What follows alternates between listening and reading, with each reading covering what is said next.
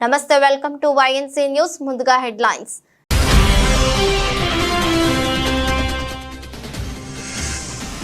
విద్యుత్ శాఖపై ముఖ్యమంత్రి రేవంత్ రెడ్డి సమీక్ష.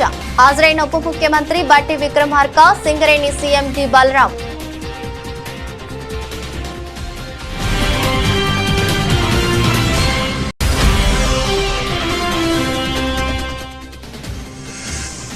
సీఎం చంద్రబాబుపై మాజీ సీఎం జగన్ సంచలన వ్యాఖ్యలు. చంద్రబాబు ఇంట్లో ఉండలేని పరిస్థితులు కాబట్టే కలెక్టరేట్ లో ఉండి బిల్డప్లు ఇస్తున్నారంటూ ఎద్దేవా.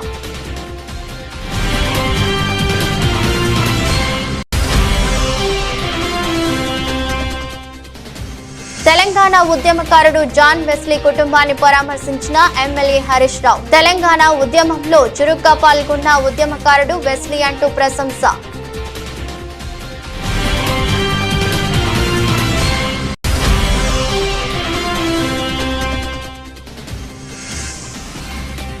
మహిళా నేతతో సత్యవేడు ఎమ్మెల్యే ఆదిమూలం రాసలీల్లో వీడియో బయటపెట్టిన బాధితురాలు.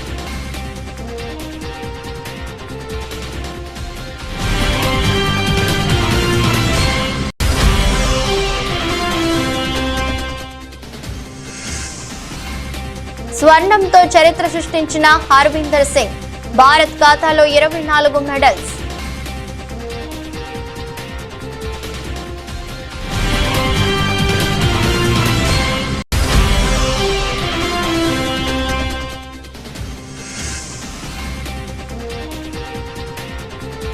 మగువలకు గుడ్ న్యూస్, దిగొస్తున్న బంగారం ధరలు.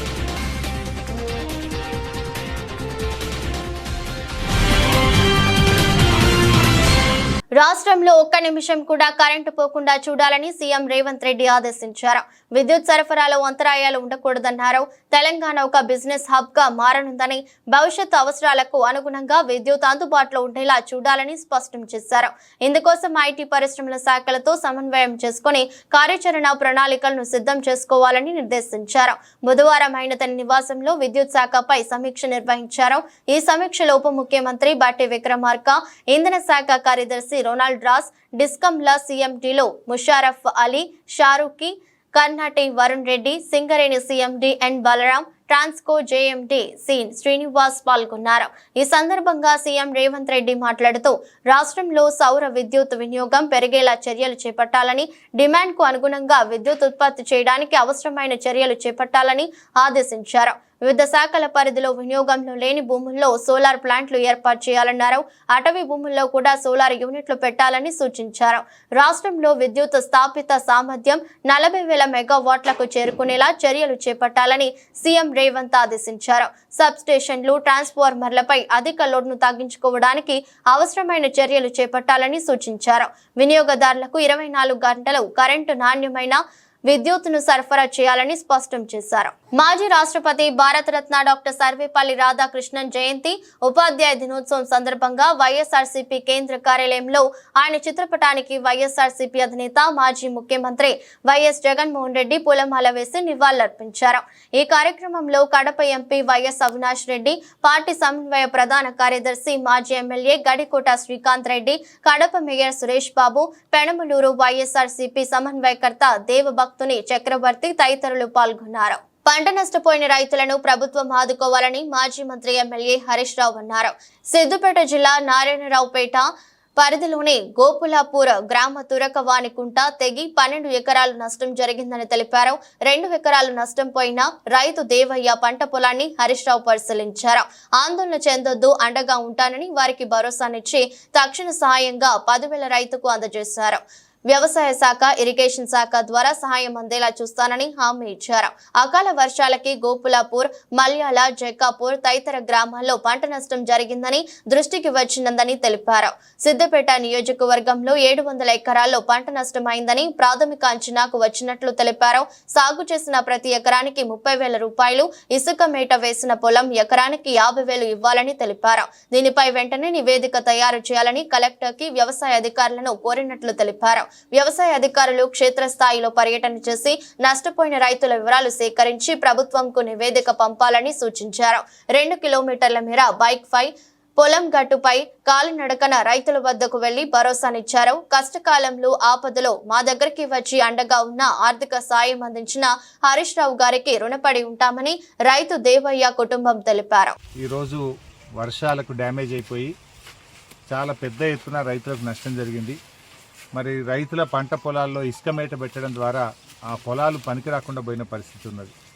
అందువల్ల మేము ప్రభుత్వాన్ని కోరుతా ఉన్నాం. మరి గతంలో ఇదే రెవెన్యూ మంత్రి పొంగులేటి శ్రీనివాసరెడ్డి కానీ ముఖ్యమంత్రి గారు కానీ ఎకరానికి 30,000 ఆర్థిక సాయం చేయాలని చెప్పి ఆనాటి ప్రభుత్వాన్ని డిమాండ్ చేసినారు.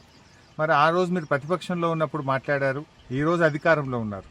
దయచేసి ఈ రైతుల్ని కాపాడడానికి ఎకరానికి 30,000 రూపాయల ఆర్థిక సహాయం అందించాలని ప్రభుత్వాన్ని మేము డిమాండ్ చేస్తూ ఉన్నాం. ఎందుకంటే రైతులు ఎంతో కష్టపడి దాదాపు ఇప్పటికే 20-30 పెట్టుబడి పెట్టారు. వాళ్ళు 20-30 నాట్ల కోసం కానీ, దుక్కి దున్నడానికి కానీ, ఎరువుల కోసం కానీ, కలుపు తీయడానికి కానీ 20-30 పెట్టుబడి అయింది. ఇప్పుడు ఆ ఇసుక మేట తీయాలంటే దాదాపు ఎకరానికి 50,000 రూపాయలు ఖర్చు అవుతుంది. అందువల్ల ప్రభుత్వం మరి పెద్ద హృదయంతో రైతుల్ని కాపాడాలని, రైతులకు వెంటనే మేలు చేయాలని చెప్పి కోరుతా ఉన్నాం. ముఖ్యంగా ఈరోజు రాష్ట్ర వ్యాప్తంగా కూడా, ముఖ్యంగా సిద్దిపేట నియోజకవర్గంలో కూడా చాలా R&B రోడ్లు తెగిపోయినాయి, పంచాయతీరాజ్ రోడ్లు తెగిపోయినాయి, చెరువులు కుంటలు కూడా కొన్ని దెబ్బతిన్నాయి. వీటన్నిటిని కూడా వెంటనే మరమ్మతులకు యుద్ధ ప్రాతిపదికన చేపట్టాలని చెప్పి కూడా ప్రభుత్వాన్ని డిమాండ్ చేస్తూ ఉన్నాం. ఎందుకంటే మరి ఆలస్యం అయితే ఇంకిన్ని ప్రమాదాలు జరిగే అవకాశం ఉంటుంది. ఇవాళ కొన్ని చోట్ల పనులు కూడా ఆగిపోయినాయి, చాలా చోట్ల పనులు కూడా ఆగిపోయినాయి. మరీ ముఖ్యంగా ఈ వర్షాలు తగ్గిన తర్వాత అంటు రోగాలు పెద్ద ఎత్తున ప్రబలే అవకాశం ఉంటుంది. అంటు రోగాలు వస్తాయి కనుక వైద్య ఆరోగ్య శాఖను అప్రమత్తం చేసి ప్రజలను కాపాడుకోవాలి. విజయవాడ వరద బాధితులను ఆదుకోవడంలో చంద్రబాబు ఘోరంగా విఫలమయ్యారని వైసీపీ అధినేత మాజీ సీఎం వైఎస్ జగన్ ఆరోపించారు. విజయవాడలో ముంపున గురైన ప్రాంతాల్లో పర్యటించి బాధితులను పరామర్శించారు. ఈ సందర్భంగా ఆయన మీడియాతో మాట్లాడుతూ చంద్రబాబు నివాసం ఉంటున్న ప్రాంతం కూడా నీళ్లలో మునిగినందున అక్కడ ఉండలేని స్థితిలో కలెక్టరేట్ లో ఉండి బాధితులకు సాయం చేస్తున్నట్లు బిల్డప్లు ఇస్తున్నారని ధ్వజమెత్తారు. వర్షాలు వరదల సమాచారం ఉన్నా కూడా చంద్రబాబు ప్రజలను ఆదుకునే ప్రయత్నం చేయలేదని విమర్శించారు. ఎక్కడా రిలీఫ్ కేంద్రాలు కనిపించడం లేదని ఆరోపించారు. వైసీపీ హయాంలో గోదావరికి వరదలొస్తే పెద్ద ఎత్తున అందుకున్నామని అన్నారు. ముందస్తు చర్యలు తీసుకుని నష్టం జరగకుండా అడ్డుకున్నామని పేర్కొన్నారు. వాలంటరీ వ్యవస్థ ఉంటే, కూటమి ప్రభుత్వం ప్రణాళికాబద్ధంగా వ్యవహరించి ఉంటే విజయవాడ విపత్తుకు గురి అయ్యేది కాదని విమర్శించారు. చంద్రబాబు సీఎంగా అటర్ ఫ్లాప్ అని అన్నారు. వరదల్లో చనిపోయిన వారికి 25 లక్షల పరిహారం అందించాలని, ప్రతి ఇంటికి 50,000 ఇచ్చి ఆదుకోవాలని డిమాండ్ చేశారు. అసలు అసత్యం అనేది ఎక్కడుంది దీంట్లో? నీ పేరేం పేరు? నవీన్, నువ్వే చెప్పు. నవీన్, అసత్యం అనేది ఎక్కడుంది చెప్పు. నేను చెప్పిన ప్రతి మాట కూడా ఎక్కడ అసత్యం కనిపిస్తూ ఉందో మీరే దయచేసి చెప్పమని అడుగుతా ఉన్నా. మీకు తుఫాన్ 28వ తారీఖున తుఫాన్ రాబోతా ఉంది, బుధవారమే తుఫాన్ రాబోతూ ఉందనే సంగతి మీకు తెలియదా? చంద్రబాబు నాయుడుకి తెలియదా? మనకే తెలిసినప్పుడు అది గజెట్లో ఐఎండీ వాళ్ళు ఇచ్చిన రిపోర్టే కదా బుధవారమే అని చెప్పి. మరి బుధవారం ఆ ఇన్ఫర్మేషన్ నీకు వచ్చినప్పుడు డ్యాములు ఎంత ఉన్నాయో చూసుకోవాల్సిన బాధ్యత నీదే కదా. పైనుంచి కూడా ఇతర రాష్ట్రాల నుంచి నీళ్ళు వస్తున్నాయన్న సంగతి నీకు తెలిసిందే కదా. అన్ని డ్యాములు నిండున్నాయన్న సంగతి నీకు తెలిసిందే కదా. ఫ్లడ్ కుషన్ ఏర్పాటు చేసుకోవాలన్న సంగతి నీకు తెలిసిందే కదా. ప్లస్ పైగా దానికి తోడు కృష్ణానది నుంచి వచ్చే నదికి నీళ్లకు తోడు ఇక్కడ తుఫాన్ రాబోతా ఉందన్న ఇన్ఫర్మేషన్ కూడా నీకు తెలుసు కదా. సో దానివల్ల కూడా అడిషనల్గా నీళ్ళు వస్తాయన్న సంగతి కూడా నీకు తెలుసు కదా. మరి దీంట్లో అబద్ధం ఎక్కడుంది? లాజిక్ ఎక్కడ? ఇల్లాజికల్గా ఎక్కడుంది దీంట్లో? అన్నీ కూడా వాస్తవాలే కదా. మరి 28వ తారీఖునే నీకు అలర్ట్ వచ్చిన మాట వాస్తవం నీకే కాదు ప్రజలందరికీ తెలిసినప్పుడు మరి నువ్వు స్పందించాల్సిన రీతిలో స్పందించకపోవడం వల్ల శుక్రవారం రాత్రి నుంచి శుక్రవారం సాయంత్రం నుంచి బీభత్సంగా వర్షం పడుతూ శనివారం కల్లా పూర్తిగా అతలాకుతలమైన పరిస్థితులు క్రియేట్ అవుతూ ఉన్నాయనంటే బుధవారం నీకు టైం ఉన్నది, గురువారం నీకు టైం ఉన్నది, శుక్రవారం మధ్యాహ్నం దాకా కూడా నీకు టైం ఉన్నది. ప్రజలందరినీ షిఫ్ట్ చేసే అవకాశం నీకు ఉన్నది. నువ్వంతకు నువ్వే రిలీఫ్ సెంటర్లను ఏర్పాటు చేసుకోలేదు. ఎందుకు రిలీఫ్ సెంటర్లను ఏర్పాటు చేసుకోలేదు? నీ తప్పిదం కాదా? ఇరిగేషన్ డిపార్ట్మెంట్ వాళ్ళు ఎందుకు డ్యాములో ఫ్లడ్ కుషన్స్ ఎందుకు పెట్టుకోలేదు? అది వాళ్ళ తప్పిదం కాదా? పోలీసు వాళ్ళు, హోమ్ సెక్రటరీ వాళ్ళు ఎందుకు ప్రజలను షిఫ్ట్ చేయలేదు? అది వాళ్ళ తప్పిదం కాదా? మరి ఈ 3 తప్పిదాలు ప్రభుత్వం వైపునే ఉన్నప్పుడు ఇంక తప్పిదం వాళ్ళు చేయకపోతే ఇంకా ఎవరు తప్పిదం చేశారు? కాంగ్రెస్ ప్రభుత్వం బీఆర్ఎస్ ఎమ్మెల్యేలతో సహా పోలీసు అధికారులందరి ఫోన్లు ట్యాంపింగ్ చేస్తున్నదని హుజూరాబాద్ ఎమ్మెల్యే పాడి కౌశిక్ రెడ్డి ఆరోపించారు. కరీంనగర్ జిల్లా జమ్మికుంటలో ఆయన మీడియా సమావేశంలో మాట్లాడారు. జిల్లా మంత్రి ఇంట్లో మానకొండూరు ఎమ్మెల్యే విలేకరుల సమావేశం నిర్వహిస్తే కరీంనగర్ సిపి మానకొండూరు సిఐతో టెలికాన్ఫరెన్స్ ఎందుకు మాట్లాడటం లేదని ప్రశ్నించారు. ఫోన్ ట్యాపింగ్ చేస్తున్నారనే దానికి ఇదే నిదర్శనమన్నారు. కాంగ్రెస్ ప్రభుత్వం ప్రజా సమస్యలను గాలికి వదిలేసి ట్యాంపింగ్లు చేయడమే లక్ష్యంగా ముందుకు సాగుతున్నారని విమర్శించారు. కేంద్ర మంత్రిగా ఉన్న బండి సంజయ్ ఫోన్ల ట్యాపింగ్ పై సిబిఐ విచారణకు ఆదేశాలను డిమాండ్ చేశారు. ఇప్పటి వరకు రైతులకు రుణమాఫీ కేవలం 40% మాత్రమే చేశారని, ప్రతి రైతుకు రుణమాఫీ చేయాల్సిందేనని పేర్కొన్నారు. ఇవాళ ఖచ్చితంగా చాలా బాధ అనిపిస్తా ఉంది. ఈ ప్రభుత్వము ప్రజల సమస్యలు గాలి కొద్దేసి రుణమాఫీ కాకుండా ప్రజలు అల్లాడుతా ఉన్నారు. ఇలా రుణమాఫీ నా హుజూరాబాద్ నియోజకవర్గంలో ఈ రైతాంగానికి కేవలం ఒక 40% మాత్రమే అయింది. 60% మందికి ఇంకా రుణమాఫీ కాలేదు. నేను వచ్చేటప్పుడు కేసీఆర్ గారు కట్టించిన రైతు వేదికలలో విపరీతమైన జనం ఉన్నారు. ఏందే మీరు ఇక్కడ ఇంతమంది ఉన్నారంటే, సార్ ఇంకా మాకు రుణమాఫీ కాలేదు, ఏమనంటే ముఖ్యమంత్రి గారు మేము మొత్తం చేసినామని చెప్తున్నారు అని చెప్తా ఉన్నారు. చాలా బాధ అనిపిస్తా ఉంది. వాస్తవంగా బ్యాంకర్స్ మీటింగ్ పెట్టినప్పుడు ముఖ్యమంత్రి గారికి 49,000 కోట్ల రైతు రుణమాఫీ చేయాలని ఆ రోజు బ్యాంకర్లు మొత్తం చెప్పిర్రు. దాన్ని కటింగ్ చేసి 40,000 కోట్లని పార్లమెంట్ ఎలక్షన్లలో, అసెంబ్లీ ఎలక్షన్లలో చెప్పిండ్రు. మళ్ళా అది అయిపోయిన తర్వాత 31,000 కోట్లు అని చెప్పిర్రు. మళ్ళా బడ్జెట్ లో పెట్టింది 26,000 కోట్లు. మళ్ళా యాక్చువల్ రుణమాఫీ చేసింది 17,000 కోట్లు. ఆ 17,000 కోట్లు చేసిర్రా లేకుంటే చేయలేదా అనేది కూడా అనుమానం కలుగుతా ఉంది. మళ్ళా బ్యాంకర్స్ తో మీటింగ్ పెట్టుకున్నప్పుడు ఆర్థిక శాఖ మంత్రి గారు బట్టి విక్రమార్క గారు ఏమంటారు, 7,500 కోట్లు మాత్రమే రిలీజ్ చేసినామంటారు. అరే అసలు ప్రజలని ఎందుకు ఇట్లా అబద్ధాలు ఆడుతురు? ఏం చేయాలనుకుంటుర్రు? రైతులకి రుణమాఫీ ఎందుకు చేస్తలేరు? మీ మాటనే కదా, మీరు చెప్పిందే కదా, ఏకకాలంలో రుణమాఫీ చేస్తామని చెప్పింది మీరే కదా. మరి ఇవాళ దాకా మీరు రుణమాఫీ ఎందుకు చేయలేదు? దీని మీద పట్టించుకోమంటే రుణమాఫీ కాలేదురా బాబు అని రైతులు మొత్తం తిరుగుతా ఉంటే, అందరూ వాళ్ళ పేపర్లు జిరాక్సులు తీసుకుపోయి ఏలను కలిసి ఇబ్బంది పడతా ఉంటే వీళ్ళు చేసే పని ఏంటిదే? వీళ్ళకి రుణమాఫీ చేసే మీద శ్రద్ధ లేదు. సిపి గారు ఫోన్ ట్యాపింగ్ చేయాలి, ఎమ్మెల్యేల ఫోన్ ట్యాపింగ్ చేయాలి, ఎమ్మెల్సీల ఫోన్ ట్యాపింగ్ చేయాలి, ఎంపీల ఫోన్ ట్యాపింగ్లు చేయాలి, సిఐల ఫోన్ ట్యాపింగ్ చేయాలి, ఏసీపీల ఫోన్ ట్యాపింగ్ చేయాలి, ఎంఆర్ఓల ఫోన్ ట్యాపింగ్ చేయాలి. గిది మీరు చేసే పని. స్వయంగా మీ శాసనసభ్యుడే చెప్తుంటే, ఒక మంత్రి గారి ఇంట్లో కూర్చొని, ఇంట్లో నిలుసోని మీరు చెప్పుతుంటే ప్రజలకి మీరు ఏం మెసేజ్ పంపుతున్నారు? మీరు ఇద్దరు పోయి ముఖ్యమంత్రి గారిని కలుస్తారని చెప్పింది నా శాసనసభ్యుడు. ఏమని చెప్తారు? మేము ట్యాపింగ్ చేసినాం ఫోన్ అని చెప్తారా? ఏం చెప్తారు? You please answer. సిద్దిపేట జిల్లా కేంద్రంలోని ఎన్జీఓ భవన్ లో పబ్లిక్ సర్వెంట్ వెల్ఫేర్ అసోసియేషన్ ఆధ్వర్యంలో ఉత్తమ ఉపాధ్యాయులకు సన్మాన కార్యక్రమం నిర్వహించారు. కార్యక్రమంలో మాజీ మంత్రి, స్థానిక ఎమ్మెల్యే తన్నీరు హరీష్ రావు పాల్గొని ఉత్తమ ఉపాధ్యాయులకు సన్మానం చేశారు. ఈ సందర్భంగా మాజీ మంత్రి హరీష్ రావు మాట్లాడుతూ, గురు పూజోత్సవం సందర్భంగా ప్రతి ఉపాధ్యాయులకు శుభాకాంక్షలు తెలిపారు. సమాజంలో గురువు పాత్ర చాలా ప్రాముఖ్యమని కొనియాడారు. తల్లిదండ్రుల తరువాత వారితో సమానంగా గురువును పూజిస్తారన్నారు. విద్యా నైపుణ్యం పరంగా మాజీ రాష్ట్రపతి సర్వేపల్లి రాధాకృష్ణ ఎన్నో సంస్కరణ చేశారని పేర్కొన్నారు. సిద్దిపేట జిల్లాలో 10వ తరగతి పరీక్షల్లో ప్రథమ స్థానంలో నిలవడంతో ఉపాధ్యాయుల పాత్ర కీలకమన్నారు. అత్యధికంగా 119 నియోజకవర్గాలలో ఒక సిద్దిపేట నుంచి మాత్రమే 169 మంది బాసరకు సెలెక్ట్ అయ్యారని, ఈ ఘనత ఉపాధ్యాయులదేనన్నారు. రాబో రోజుల్లో ఉపాధ్యాయుల తరపున పాఠశాల స్కావెంజర్ సమస్యలపై పీఆర్సీ పైన మీ తరపున పోరాటం చేస్తామని హామీనిచ్చారు. ఉపాధ్యాయ దినోత్సవ సందర్భంగా మీ అందరికీ శుభాకాంక్షలు. అందరికీ శిరస్సు నమస్కారం తెలియజేస్తాను. సమాజంలో గురువు యొక్క స్థానం అత్యంత గౌరవప్రదమైనటువంటి. ఢిల్లీకి రాజైనా తల్లికి కొడుకే అన్నట్టు, నువ్వు ఎంత పెద్దవాడివైనా ఒకరోజు విద్యార్థిగా ఒక గురువు దగ్గర నువ్వు శిక్షణ పొందిన వాడివి.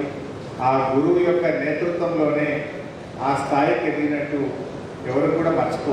తల్లిదండ్రులు ఎంత గౌరవిస్తామో సమాజంలో గురువుల్ని కూడా అంతే గౌరవిస్తూ ఉంటారు. విదేశాల్లో పెద్ద పెద్ద ఉద్యోగాల్లో ఉన్నా, ఈ దేశంలో ఎంత పెద్ద ఉద్యోగాల్లో ఉన్నా, సమాజంలో తమ గురువుగా కనబడగానే ఒక ఆత్మీయత, ఒక ప్రేమ, పెదవుల మీద చిరునవ్వు, ఎంతో గౌరవాన్ని, వాళ్ళు ఎంత పెద్ద స్థాయిలో ఉన్నా గురువు గారికి మాత్రమే ఆ స్థానం అవకాశం ఇవ్వలేదు. నిజంగా మన సిద్దిపేటలో కూడా మీరందరూ ప్రభుత్వ ఉపాధ్యాయులే. ఎందుకంటే మా భవన్ ప్రభుత్వ ఉద్యోగులను, ప్రభుత్వ ఉపాధ్యాయులను సన్మానించే కార్యక్రమం పెట్టారు. భవన్ యొక్క ఉద్దేశం ఏంటంటే ప్రభుత్వంలో బాగా పనిచేసే వాళ్ళను ప్రోత్సహించాలి, భుజం తట్టాలి.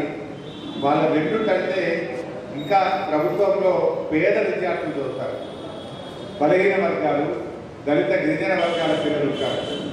అటువంటి పిల్లలకు మంచి చదువు చెప్పి మీరు చదివిస్తున్నారు కనుక మిమ్మల్ని గౌరవించడం ద్వారా.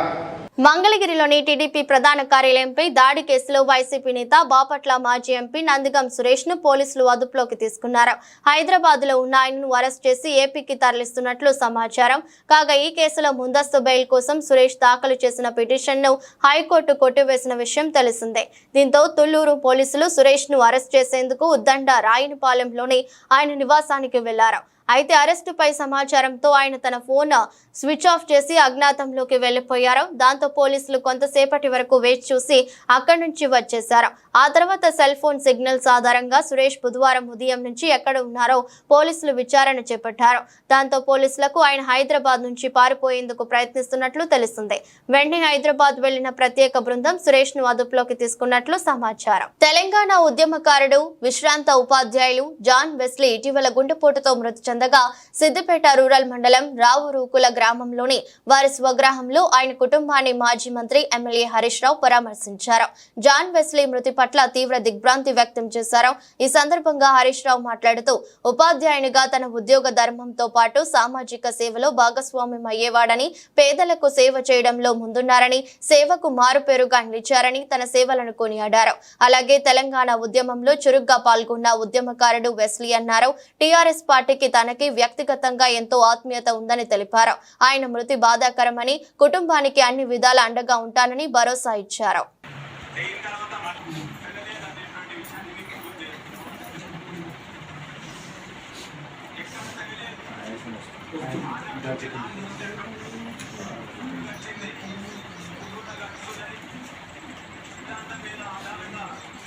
కాకినాడ జిల్లా ప్రతిపాడు నియోజకవర్గం ఏలేశ్వరం నగర పంచాయతీ బాలాజీ చౌక్ సెంటర్లో మార్స్ కంప్యూటర్ అడప దుర్గారావు ఆధ్వర్యంలో మట్టి వినాయక ప్రతిమలు పంపిణీ కార్యక్రమం చేపట్టారు. ఈ కార్యక్రమానికి ముఖ్య అతిథులుగా sub inspector Ramalingeswararao, degree college అధ్యాపకులు ప్రయాగమూర్తి ముఖ్య అతిథులుగా హాజరయ్యారు. ఈ సందర్భంగా వినాయక మట్టి ప్రతిమలు ఎస్ఐఎన్ రామలింగేశ్వరరావు చేతుల మీదుగా పంపిణీ చేపట్టారు. ఈ సందర్భంగా మీడియాతో మాట్లాడుతూ ముందుగా వినాయక చవితి శుభాకాంక్షలు తెలియజేస్తారు. గత 12 సంవత్సరాలుగా మార్స్ కంప్యూటర్స్ అధినేత అడప దుర్గారావు ఉచితంగా మట్టి వినాయక ప్రతిమలు పంపిణీ చేస్తూ పర్యావరణ పరిరక్షణ దిశగా పాటుపడుతున్న దుర్గారావు అభినందించారు. ముందుగా మొత్తం ఏలేశ్వరం పట్టణ ప్రజలందరికీ కూడా రాబోయే వినాయక చవితి శుభాకాంక్షలు తెలుపుకుంటున్నాం. మా పోలీస్ శాఖ తరఫున మా ఎస్పీ గారి ఆధ్వర్యంలో, ఈ పోలీస్ శాఖ ఆధ్వర్యంలో వచ్చే వినాయక చవితి ఉత్సవాలు బందోబస్తు ప్రకారం, ఎవరి అనుమతుల ప్రకారం వాళ్ళు జరుపుకోవాల్సిందిగా కోరుకుంటున్నాం. మరీ ముఖ్యంగా ఈ కార్యక్రమం మార్స్ దుర్గారావు గారి ఆధ్వర్యంలో మట్టి వినాయకులు పంపిణీ చేయడం జరిగింది. ఈ మట్టి వినాయకులు పంపిణీ చేయడంలో ముఖ్య ఉద్దేశం ఏంటంటే, ఒకవైపు కాలుష్యం పెరిగిపోతుంది, ప్లాస్టర్ ఆఫ్ ప్యారిస్ విగ్రహాలు తయారీ ఇవన్నీ జరుగుతున్నాయి. ఇవన్నీ కూడా నిషేధించడంలో భాగంగా ఇటువంటి మంచి కార్యక్రమాలు గత 12 సంవత్సరాల నుండి ఏలేశ్వరం పట్టణంలో జరగడం ఎంతో శుభపరిమాణం. దీనిలో భాగంగా కాలుష్యం నివారించవచ్చు. అలాగే మెయిన్ వాటర్ కల్తీ అయిపోయే అవకాశం ఎక్కువ ఉంది కాబట్టి దాన్ని నివారించడంలో ముఖ్య ఉద్దేశంగా ఈ మట్టి వినాయక విగ్రహాలు పంపిణీ చేయడం జరుగుతుంది. మార్స్ కంప్యూటర్స్కి మా పోలీస్ శాఖ తరఫున ముందుగా శుభాకాంక్షలు తెలుపుకుంటున్నాం. భూపాలపల్లి పట్టణంతో పాటు రూరల్ మండలంలోని వివిధ గ్రామాలకు చెందిన మొత్తం 62 మంది లబ్ధిదారులకు కళ్యాణ లక్ష్మి షాదీ ముబారక్ చెక్కులను భూపాలపల్లి ఎమ్మెల్యే గంట్ర సత్యనారాయణరావు పంపిణీ చేశారు. అనంతరం ఎమ్మెల్యే మీడియాతో మాట్లాడుతూ పేద ప్రజలకు ఎంతో అండగా కళ్యాణ లక్ష్మి పథకం నిలుస్తుందని తెలిపారు. ఈ పథకం ప్రజా ప్రభుత్వంలో నేరుగా లబ్ధిదారులకే సంక్షేమ పథకాలు అందుతుందన్నారు. కళ్యాణ లక్ష్మి షాదీ ముబారక్ పథకంతో రాష్ట్రంలోని ఎంతో మంది పేద, నిరుపేద కుటుంబాలకు ఆడపిల్లల పెళ్లిళ్లకు భారం తగ్గిందని గుర్తు చేశారు. ఎన్నికల ముందు ఇచ్చిన హామీ మేరకు అధికారంలోకి వచ్చిన వెంటనే మహిళలకు ఆర్టీసీ బస్సులలో ఉచిత ప్రయాణాన్ని కల్పించినట్లు ఎమ్మెల్యే సందర్భంగా గుర్తు చేశారు. ప్రభుత్వం ద్వారా ఇచ్చే సబ్సిడీ గ్యాస్, రేషన్ కార్డులు, ఇండ్ల స్థలాలను కూడా మహిళల పేర్ల మీదనే పంపిణీ చేస్తామన్నారు. ప్రజాపాలన ద్వారా వచ్చిన దరఖాస్తులను పరిశీలించి అర్హులందరికీ ప్రభుత్వ సంక్షేమ పథకాలను అందిస్తామని ఎమ్మెల్యే స్పష్టం చేశారు. పథకాన్ని అమలు చేశాం. పేదవాళ్లకు వైద్యం కొరకి 200 యూనిట్ల కరెంటును కూడా ఉచితంగా అమలు చేస్తున్నాం. 500కు వంట గ్యాస్ సిలిండర్ ఇస్తున్నాం. రైతాంగానికి 31,000 కోట్లు రుణమాఫీ చేశాం. ఇంకా రైతులకు చాలా మందికి రుణమాఫీ జరగలేదు. వాళ్ళందరికీ కూడా వ్యవసాయాధికారులతో మండలంలో ఉన్న వ్యవసాయాధికారికి, జిల్లాధికారికి రిపోర్ట్ చేస్తే అవి కూడా తీసుకొని మాఫీ చేస్తాం. ఇంకా జీరో బిల్లు ఎవరికైతే వర్తిస్తలేదో మున్సిపాలిటీ అయితే కమిషనర్ ఆఫీస్ పోయి దరఖాస్తు చేసుకోండి. మండల పరిషత్ ఆఫీస్ అయితే రూరల్ మండలాల్లో అయితే రూరల్ మండల ఎంపీడీఓ ఆఫీస్ పోయి నమోదు చేసుకుంటే అవి వాటికి కూడా వర్తించే విధంగా ఈ ప్రభుత్వం వెసులుబాటు కల్పించింది. పేదలకు ఇందిరమ్మ ఇండ్లు కూడా కట్టించబోతున్నాం. 4.5 లక్షల ఇండ్లు. ఆంధ్రప్రదేశ్ సత్యవేడు నియోజకవర్గం టీడీపీ ఎమ్మెల్యే కోనేటి ఆదిమూలం తనను లైంగికంగా వేధించాడంటూ టీడీపీ మహిళా నేత ఒకరు గురువారం మీడియా ముందుకు వచ్చారు. తిరుపతిలోని ఓ హోటల్లో ఎమ్మెల్యే తనపై జరిపిన వేధింపులకు సంబంధించిన వీడియోను బయటపెట్టింది. దీనిపై ఏపీ సీఎం టీడీపీ జాతీయ అధ్యక్షుడు చంద్రబాబుకు ఫిర్యాదు చేసింది. సీఎంకు రాసిన లేఖను మీడియాకు విడుదల చేసింది. ఎమ్మెల్యే ఆదిమూలం బెదిరింపులతో జూలై 6న తిరుపతిలోని భీమాస్ ప్యారడైజ్ హోటల్ కు వెళ్లానని బాధితురాలు తెలిపింది. రూమ్ నెంబర్ 109లో సాయంత్రం 4 గంటలకు ఆదిమూలం తనపై అఘాయిత్యం చేశాడని, మళ్లీ జూలై 17న అదే హోటల్ కు రమ్మన్నాడని చెప్పింది. ఈసారి రూమ్ నెంబర్ 105లో మధ్యాహ్నం 3 గంటలకు మరోమారు అఘాయిత్యం చేశాడని తెలిపింది. ఆ తర్వాత అర్ధరాత్రి, అపరాత్రి అని చూడకుండా ఎమ్మెల్యే తనకు ఫోన్ చేయడం మొదలు పెట్టాడని బాధితురాలు పేర్కొంది. ఈ ఫోన్ కాల్స్ పై తన భర్త నిలదీయడంతో జరిగిన విషయాన్ని బయట పెట్టానని తెలిపింది. రోజు ఎమ్మెల్యే అయిన తర్వాత భీమాస్ ప్యారడైస్ తిరుపతికి రావాలని చెప్పి కోరగా, నేను ఎమ్మెల్యే గారు ఏదో అర్జెంటుగా రమ్మంటా ఉన్నాడని చెప్పి నేను కార్ బుక్ చేసుకొని అక్కడికి వెళ్ళడం జరిగింది. రూమ్ నెంబర్ 109 జూలై 6వ తారీఖు రోజు నేను అక్కడికి వెళ్ళడం జరిగింది. అక్కడ ఎవరూ లేదు, ప్రశాంతంగా ఉండింది. ఎమ్మెల్యే గారు మాత్రమే రూమ్లో ఉన్నారు. నేను వెంటనే రూమ్లోకి వెళ్ళడం నా పైన బలాత్కారానికి పాల్పడిన తర్వాత నేను అతనికి లొంగిపోవడం జరిగిన తర్వాత ఈ విషయం ఎక్కడైనా బయట చెప్పావంటే నేను చంపేస్తాను, నీ కుటుంబాన్ని చంపేస్తాను అని చెప్పి బెదిరించడం జరిగింది. అందువల్ల నేను ఎవరికి చెప్పుకోకుండా నేను సైలెంట్గా ఉండిపోయాను. మళ్ళీ ఇంకొకసారి ఫోన్ చేసి నువ్వు కానీ రాలేదంటే నేను మళ్ళీ నీ కుటుంబాన్ని, నీ భర్తని చంపేస్తానని చెప్పి నన్ను బెదిరించడం జరిగింది. బెదిరించడం ద్వారా నేను మళ్ళీ అక్కడికి భీమాస్ ప్యారడైస్కి వెళ్ళడం జరిగింది. వెళ్ళిన తర్వాత నేను పూర్తిగా ఆయన్ని అవాయిడ్ చేస్తూ వచ్చాను. నేను అవాయిడ్ చేశానని తెలుసుకున్న అతను నాకు పదే సైకోలాగా నిమిషానికి ఒకసారి ఫోన్ చేయడం జరిగింది. అది గుర్తించిన నా భర్త, ఎమ్మెల్యే నీకు ఎందుకైతే ఇన్నిసార్లు కాల్ చేస్తున్నాడని చెప్పి నా మొబైల్ ఇంచేసి నన్ను కొట్టడం, నన్ను బెదిరించడం చాలా చేశాడు. చేసిన తర్వాత నేను ఆ బాధను భరించలేకుండా నాకు జరిగిన బాధని నేను ఆయనతో వివరించినప్పుడు నా భర్త, ఇలానే నీకే జరిగిందా, చాలామందికి జరిగిందా అన్నప్పుడు చాలా మహిళలు, గవర్నమెంట్ ఎంప్లాయీస్ కూడా ఉన్నారు, ఇందులో మహిళలు చాలామంది బలైపోతున్నారు నేను చెప్పినప్పుడు ఆయన సూచించాడు నన్ను, చాలామంది మహిళల్ని కాపాడుకొని మనం బ్రతకాలి, మనం కాపాడుకోవాలని చెప్పి ఆయన నాకు ఒక పెన్ కెమెరాని అరేంజ్ చేసి ఇవ్వడం జరిగిన తర్వాత ఆగస్టు 10వ తారీఖు భీమాస్ ప్యారడైస్కు 1:30 వెళ్ళడం జరిగింది. అక్కడ జరిగిన కామ క్రీడలను నేను రికార్డ్ చేసుకొని తీసుకొచ్చి నా భర్తకి ఇవ్వడం జరిగింది. అటు తర్వాత నేను మంగళగిరి పార్టీ ఆఫీస్ గారికి, పెద్దబాబు గారికి, చిన్నబాబు గారికి ఇద్దరికి నేను తెలియజేయడం జరిగింది. వాళ్ళ ద్వారా మాకు పిలుపు వస్తుందని ఇన్ని రోజులు వెయిట్ చేశాము. తర్వాత ఈ విషయం ఆయన తెలుసుకొని నన్ను బ్లాక్మెయిల్కి గురి చేయడము, మా ఇంటి చుట్టూ 4-5 మందిని పంపించి నన్ను వెతకడం చేస్తున్నాడు. నాకు ప్రాణహాని ఉంది, ప్రాణ భయంతో నేను ఇక్కడికి రావడం జరిగింది. అంతేకాకుండా ఇలాంటి చీడ పురుగులు తెలుగుదేశం పార్టీలో ఉన్న రోజులు తెలుగుదేశం పార్టీకి మంచి పేరు రాదని చెప్పి బాబు గారికి తెలియజేస్తున్నాను. పారిస్ లో జరిగిన పారా ఒలింపిక్స్ లో కాంస్య పథకం సాధించడంపై వరంగల్ జిల్లాలో సంబరాలు అంబరాన్నంటాయి. దీప్తి విజయాన్ని హర్షిస్తూ గ్రామస్తులు, పాఠశాల నిర్వాహకులు, విద్యార్థులు సంబరాలు చేసుకున్నారు. ఓరుగల్లు క్రీడాకారిణి ఒలింపిక్స్ చరిత్రలో పథకం సాధించిన తొలి తెలుగు క్రీడాకారిణిగా తెలంగాణ అథ్లెట్ దీప్తి జీవాంజీ చరిత్ర సృష్టించారు. మంగళవారం రాత్రి పారిస్ లో జరిగిన 400 మీటర్ల T20 విభాగం ఫైనల్లో దీప్తి 55.82 సెకండ్లలో లక్ష్యాన్ని చేరుకుని మూడో స్థానంలో నిలవగా కాంస్య పతాకాన్ని ముద్దాడింది.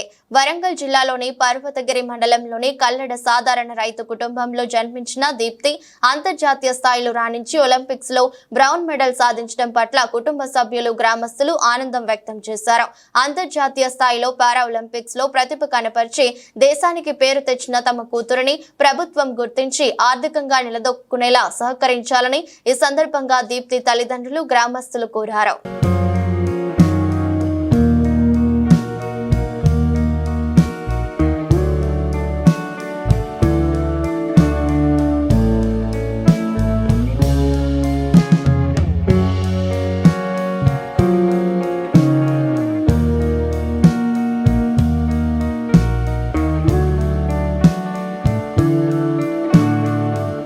$12 లక్షల విలువ చేసే నాన్ డ్యూటీ పెయిడ్ లిక్కర్ ను ఎక్సైజ్ అధికారులు శంషాబాద్ ఎయిర్పోర్ట్ లో పట్టుకున్నారు. 12 లక్షల విలువ చేసే 415 మద్యం బాటిళ్లను సీజ్ చేశారు. మొత్తంగా 12 మందిపై కేసు నమోదు చేశారు. గోవా నుంచి ఎయిర్పోర్ట్ ద్వారా హైదరాబాద్ కు తరలిస్తున్న 12 లక్షల విలువ చేసే నాన్ డ్యూటీ పెయిడ్ లిక్కర్ ను ఎక్సైజ్ పోలీసులు పట్టుకున్నారు. Excise enforcement directorate VB Kamalasan Reddy, DC Rangareddy Dasharath, AC R Kishan, AES Jeevan Kiran enforcement టీంలు 2 Shamshabad DTF excise police team కలిపి ఈ రాకెట్ గుట్టును రట్టు చేశారు. శంషాబాద్ రాజీవ్ గాంధీ అంతర్జాతీయ విమానాశ్రయంలో శంషాబాద్ ఎన్ఫోర్స్మెంట్ పోలీస్ బృందాలు తనిఖీలు నిర్వహించారు. గోవా నుంచి మద్యం తీసుకుని వస్తున్న వ్యక్తులను అదుపులోకి తీసుకున్నాయి. వారి నుంచి 415 బాటిళ్లను పట్టుకున్నారు. మద్యం బాటిళ్లను పట్టుకున్న 12 మందిపై ఎక్సైజ్ పోలీసులు కేసు నమోదు చేశారు. పారిస్ లో జరుగుతున్న పారాలింపిక్స్ లో భారత అథ్లెట్లు అద్భుతమైన ప్రదర్శనతో దూసుకెళ్తున్నారు. పథకాల పంట పండిస్తున్నారు. తాజాగా పురుషుల వ్యక్తిగత రికర్వ్ ఓపెన్ ఈవెంట్ ఫైనల్లో ఆర్చర్ హర్విందర్ సింగ్ ఏకంగా స్వర్ణం కొల్లగొట్టాడు. ఏకపక్షంగా సాగిన ఈ ఫైనల్లో పోలాండ్ కు చెందిన లూకాస్ట్ సీజన్ కు 6-0తో ఓడించాడు.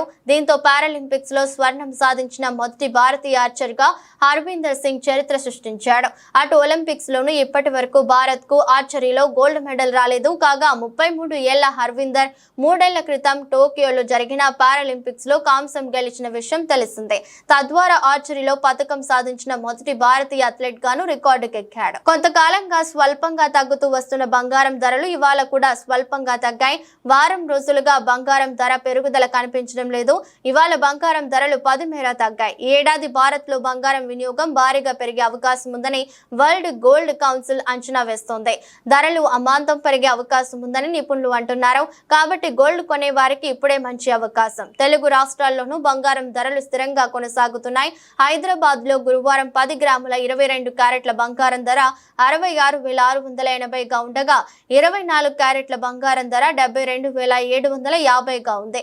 విజయవాడలో కూడా 10 గ్రాముల 22 క్యారెట్ల బంగారం ధర 66,680, 24 క్యారెట్ల బంగారం ధర 72,750గా ఉంది. విశాఖపట్నం సహా ఏపీలోని ప్రధాన నగరాల్లోనూ ఇవే ధరలు కొనసాగుతున్నాయి. వరుసగా 100 మేర తగ్గుతూ వస్తున్న వెండి ధరలు గురువారం కూడా అదే బాటలో నడిచాయి. వార్తలు ముగించే ముందు మరోసారి హెడ్లైన్స్.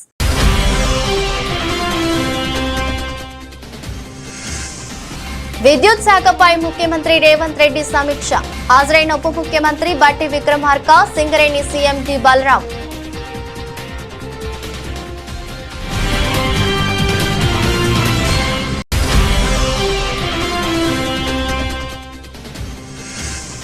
సీఎం చంద్రబాబుపై మాజీ సీఎం జగన్ సంచలన వ్యాఖ్యలు. చంద్రబాబు ఇంట్లో ఉండలేని పరిస్థితులు కాబట్టే కలెక్టరేట్ లో ఉండి బిల్డప్లు ఇస్తున్నారంటూ ఎద్దేవా.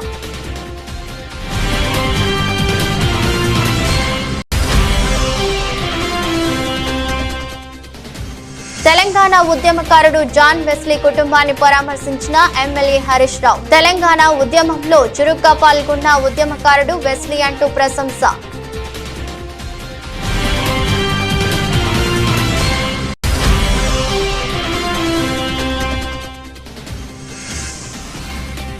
మహిళా నేతతో సత్యవేడు ఎమ్మెల్యే ఆదిమూలం రాసలీలలో వీడియో బయటపెట్టిన బాధితురాలు.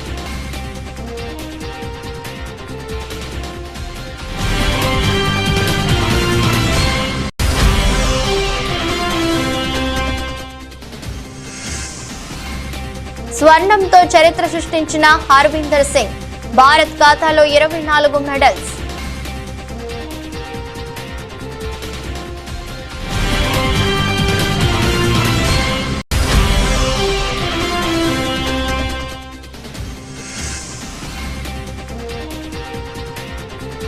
మగువలకు గుడ్ న్యూస్, దిగొస్తున్న బంగారం ధరలు.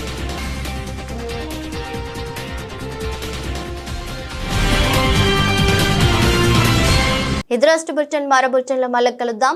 అంతవరకు సెలవు. నమస్కారం.